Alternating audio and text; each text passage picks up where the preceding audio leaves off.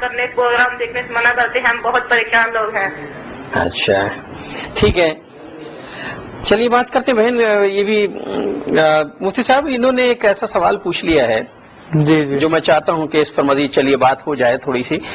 معتکفین کے لیے یہ ہے کہ خواتین کے لیے تو کہ وہ جس جگہ کو انہوں نے اپنے گھر کی مسجد بنایا ہوا جہاں وہ نماز پڑھتی ہیں وہیں انہیں اعتکاف کرنا چاہیے۔ جی جی یہ کہتی ہیں کہ جس کمرے میں ہم اعتکاف کرتے ہیں اس کمرے میں خاتون اعتکاف، کیا وہ اس کمرے میں گھوم پھر سکتی ہے؟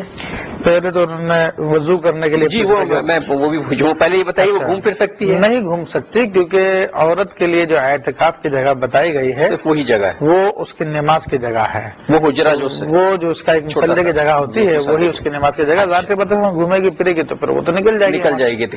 یہ وضو کے لیے جائیں گی تو کیا ہے دوبارہ اعتکاف کی نیت کرنا؟ اگر وضو کی حاجت ہے تو جا سکتی ہیں، بلا حاجت کے اگر وضو کرنے جائیں گے، یعنی وضو تھا پھر ٹھنڈک حاصل کرنے کے لیے جائے تو پھر تو ٹوٹ جائے گا۔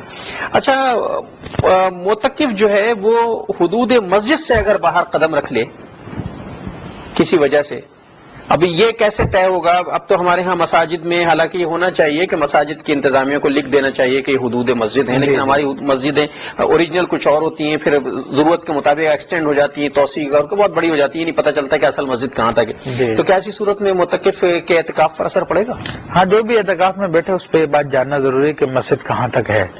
اگر نہیں جانتا تو اس کی اپنی غلطی ہے، بہرحال اگر وہ مسجد یا فنائے مسجد میں جاتا ہے تو اس سے تو اعتکاف نہیں ٹوٹے گا، لیکن اگر فنائے مسجد سے باہر چلا جاتا ہے بلا وجہ شریعہ کے۔ اچھا انہوں نے پوچھا تھا کہ کون سی عبادت اعتکاف میں کرنی چاہیے؟ بے اعتکاف میں تو جتنے بھی جو فرائض ہیں وہ خصوصی طور پر ادا کرنے چاہیے، اس کے علاوہ قرآن مجید کی تلاوت خوب کرے، اس کے علاوہ انبیاء کرام علیہ السلام کے حالات ہے، سرکار دو عالم صلی اللہ تعالی علیہ وسلم کی حیات طیبہ ہے، آپ کے سنن مبارکہ ہے، صحابہ کرام کی زندگیاں ہیں، ان کے بارے میں مطالعہ کرے، خوب دین کی تعلیم حاصل کرے، یہ سب سے بہترین ذریعہ ہے۔ اچھا ایک سوال ان کا کچھ اس طرح تھا کہ اگر خواتین جو ہیں وہ ایام کے دنوں میں ہیں اور روزہ نہیں رکھا ہو، وہ کسی سے کہہ دیں کہ ہم حالت روزہ میں ہیں، تو ایسی صورت میں دیکھیں اتنے واضح لفظوں میں بولنے کی ضرورت نہیں ہے کہ ہم روزے کی حالت میں ہیں،